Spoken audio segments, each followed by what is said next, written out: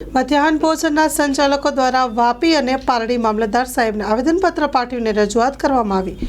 મુખ્ય સચિવના અધ્યક્ષ સ્થાનેથી શિક્ષણ વિભાગ હેઠળની પીએમ પોષણ યોજના સેન્ટ્રલાઇઝ કિચન માટેની જમીન ફાળવણી કરી મધ્યાહન ભોજન યોજનાને કામ કરતા કર્મચારીને બરતરફ કરવાના સરકારના ઈશારાને ધ્યાને લઈને મધ્યાહન ભોજન યોજના એનજીઓને સુપરત કરવાના આવેદનપત્ર પાઠવવામાં આવ્યું। Story report by Jitendra માયાવંશી। Bhavnaben મહેશભાઈ પટેલ। અમારી સમસ્યા એ હતી કે પારડી તાલુકાના 117 સ્કૂલોમાં મધ્યાહન ભોજન ચાલે છે અને એને ખાનગીકરણ ન કરવા માટે મામલતદારશ્રીને અમે આવેદનપત્ર આપ્યું છે। ખાનગીકરણ એટલા માટે ન કરવામાં આવે કે એ વાસી ભોજન બાળકોને ખવડાવે તો બાળકોના સ્વાસ્થ્ય સાથે સારું નથી અને અમે ઘરમાં ગરમ ભોજન ટાઈમ પર બનાવીને અમે ખવડાવીએ છીએ અને સારું સ્વચ્છ રીતે બનાવીને અમે બાળકોને પોષણયુક્ત બાળકોને ભોજન આપીએ છીએ। અમે એવી આશા રાખીએ છીએ સરકારશ્રી અમારા આવેદનપત્ર પર ધ્યાન આપે અને બાળકોના હિત માટે સારું અને સ્વચ્છ ભોજન ગરમા ગરમ બનીને પીરસાય એવું અમારી રજૂઆત છે।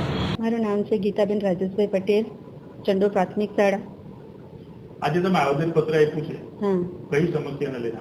અમારે એ સમસ્યા છે કે એનજીઓ માંગતું છે, એ લોકો માંગણી કરતા છે કે અમે રસોડાના હારી એટલે અમારા એમડીએમ મધ્ય ભોજનના હારી કે અમારા માટે અમારી નોકરી રહી, છોકરાને અમે ગરમ ગરમ બનાવીને ખવડાવતા છે, એટલા માટે અમે આ આવેદનપત્ર અમારા મામલેદાર સાહેબ વાપી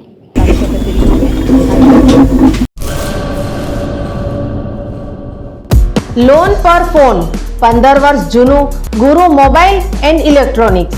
દરેક કંપનીના જૂના અને નવા મોબાઈલ લોન ઉપર મળશે અને ઇલેક્ટ્રોનિક્સ આઇટમો ફ્રીજ, ટીવી, વોશિંગ મશીન।